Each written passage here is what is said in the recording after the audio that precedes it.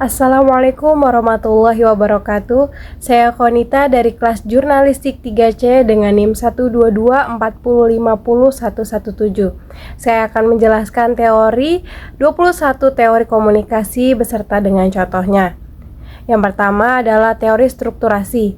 Teori ini adalah teori yang mengatakan bahwa proses komunikasi adalah proses sosial yang membentuk dan dipengaruhi oleh struktur sosial.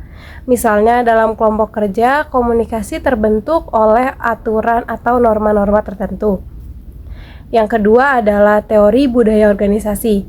Teori ini berfokus bagaimana budaya suatu organisasi mempengaruhi komunikasi yang ada di dalamnya. Contohnya adalah perusahaan dengan budaya kolaboratif mungkin mendorong komunikasi terbuka dan juga ide-ide sharing. Yang ketiga ada teori informasi organisasi. Teori ini menyoroti bagaimana informasi di organisasi dan dihasilkan, disebarkan dan juga digunakan. Misalnya panduan kerja yang jelas dapat meningkatkan aliran informasi di antara anggota tim menjadi lancar. Kemudian yang keempat adalah teori jaringan. Teori ini meneliti hubungan antar individu dan bagaimana struktur jaringan mempengaruhi aliran informasi. Sebagai contoh, di era media sosial, jaringan online dapat memainkan peran penting dalam komunikasi. Yang kelima adalah teori cultivation. Teori ini berfokus pada bagaimana paparan jangka panjang terhadap media massa yang dapat membentuk pandangan dunia seseorang. Misalnya, seseorang menonton banyak acara kriminal. Nah, ini dapat meningkatkan persepsinya tentang kejahatan itu semakin besar. Jadi semakin banyak kekhawatiran. Yang keenam adalah teori use and gratification. Teori ini menyelidiki bagaimana orang menggunakan media untuk memenuhi kebutuhan dan keinginannya sendiri. Sebagai contoh adalah seorang mungkin menggunakan media sosial untuk koneksi sosial, untuk berkomunikasi dengan saudaranya di luar negeri misalnya. Kemudian yang ketujuh adalah teori komunikasi massa. Teori ini menggambarkan bagaimana media massa mempengaruhi suatu masyarakat.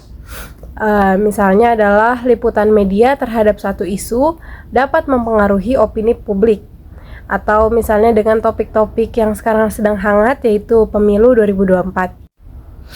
Kemudian yang kedelapan adalah teori ekologi media. Teori ini mengkaji bagaimana media berinteraksi dengan lingkungan sosial dan fisik. Misalnya perkembangan teknologi dapat mengubah cara kita berinteraksi dengan media. Yang kesembilan adalah teori spiral of silence yang menggambarkan bagaimana individu cenderung merasa lebih nyaman menyuarakan pandangan yang umum diterima dan merahasiakan pandangan yang tidak populer. Yang ke-10 adalah teori agenda setting. Teori ini sendiri berfokus pada kekuatan media untuk mempengaruhi topik yang dianggap penting oleh masyarakat. Misalnya, berita yang sering muncul dapat membentuk agenda publik.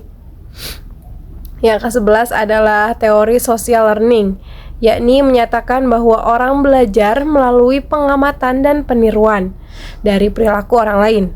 Misalnya adalah anak-anak biasa meniru perilaku yang mereka lihat, baik dalam televisi atau dalam gadget atau perilaku keseharian kedua orang tuanya.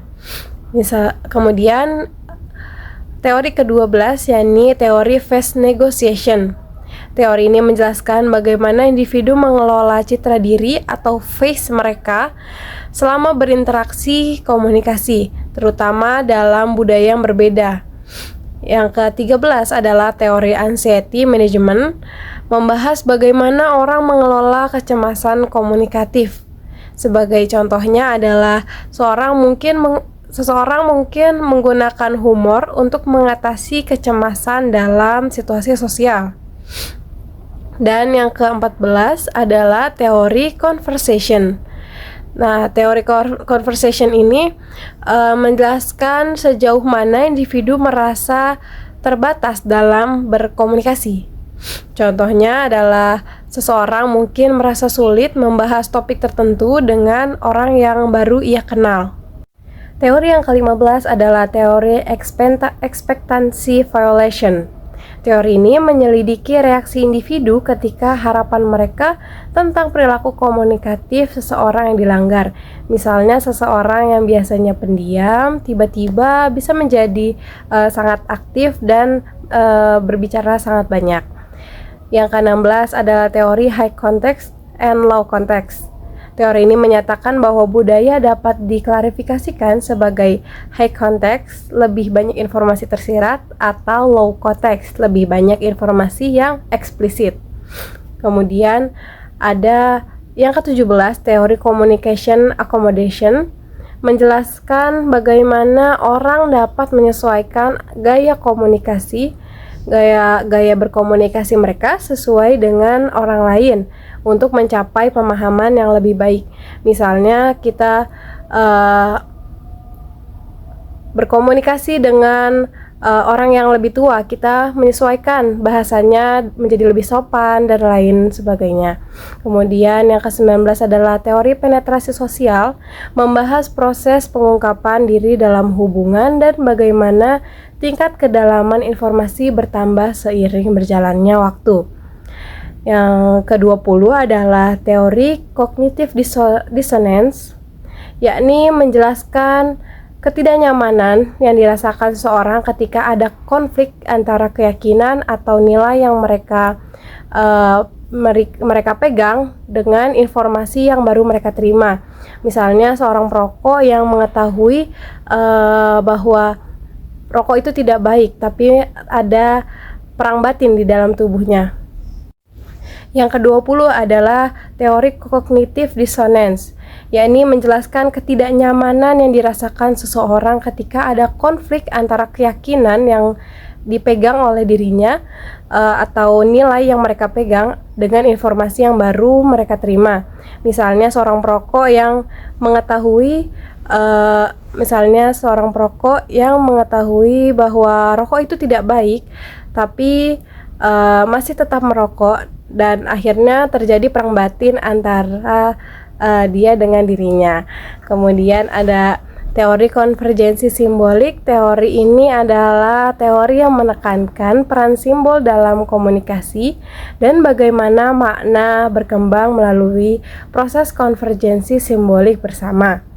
Mungkin itulah 21 teori komunikasi yang bisa saya sampaikan. Kurang lebihnya mohon maaf. Wassalamualaikum warahmatullahi wabarakatuh.